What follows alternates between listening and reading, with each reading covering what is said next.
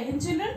Today we are going to talk about the very important cell organelle, that is the plastid, which is found only in the plant cell, some of the protist, but it is absent in the animal cell. Now what do we mean by protist? Protists are the group of organisms which are eukaryotic cells they are single cellular, such as euglena. So plastids we find mostly in the plant cell, and they are the cytoplasmic organelles. They can be visible under light microscope, but when we want to study it detailed, we need a electron microscope. Now these plastids are of two types, colorless plastid and the colored plastid. Talking about the colorless plastid, that is, they are known as leucoplast. Mainly they are for the storage. Now they occur in the cells that are not exposed to sunlight. Now leucoplasts are of three types. Amyloplast, which stores starch. Amyloplast, which stores starch.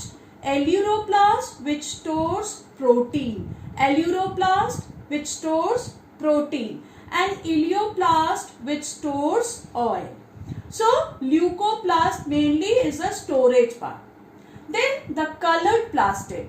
Colored plastid we generally say it to be chromoplast. This chromoplast may be of two types, non-green and green plastids. Non-green plastids, that means they are other colors, that means they are red, orange, yellow. And why they are red, orange, yellow? Because the presence of the pigment carotenoid. You have seen the tomatoes to be red, the carrots to be orange. Why? Because of the carotenoid or pigment, and that is the non-green plastids.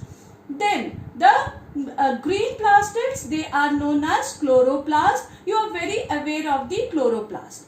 Now green chilies, they are green because of the presence of chloroplast. But when they get ripe, they become red.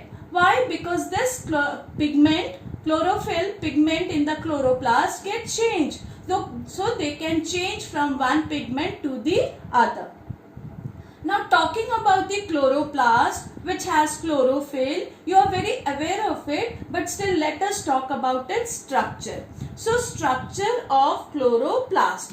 Now when we see the structure of chloroplast, the chloroplast, they are spherical, ovoid, discoidal or lens shaped. So we can say they are spherical, ovoid, discoidal or lens shaped.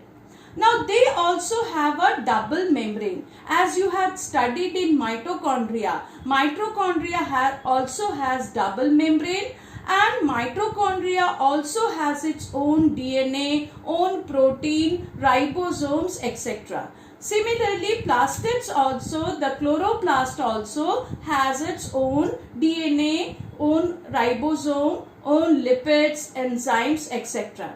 Let us talk about it. It has two membranes, the outer membrane and the inner membrane. The outer membrane is smooth and it's freely permeable. But the inner membrane is not freely permeable. The inner membrane is selectively permeable.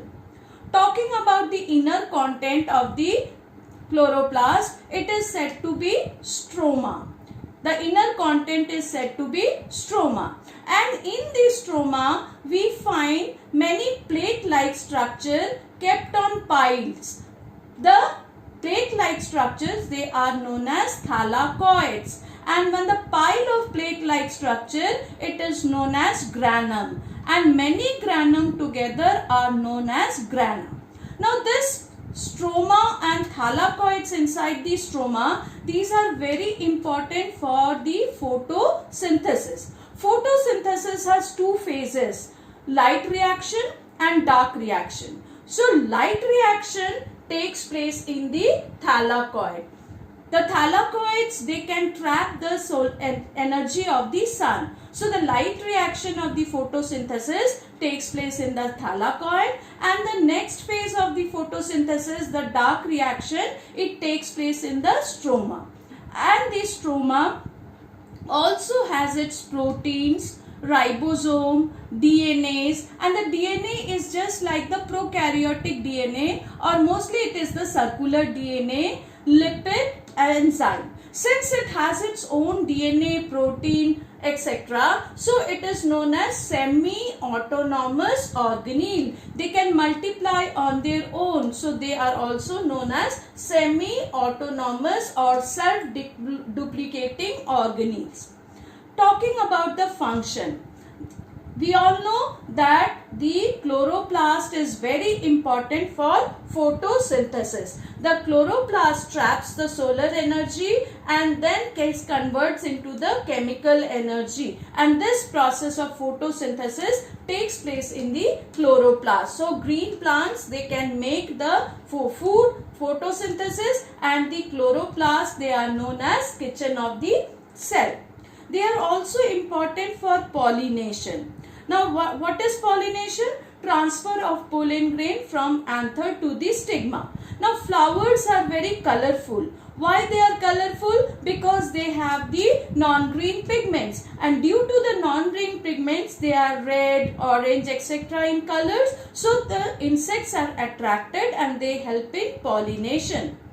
Seeds dispersal. Seeds are present inside the fruit, and you know the fruit becomes colored. When they get ripe, they become colored. So when they get colored, the animals are attracted and they can carry the fruit from one place to other. So that is seed dispersal. So the chloroplast or the plastids are very important for pollination as well as the seed dispersal.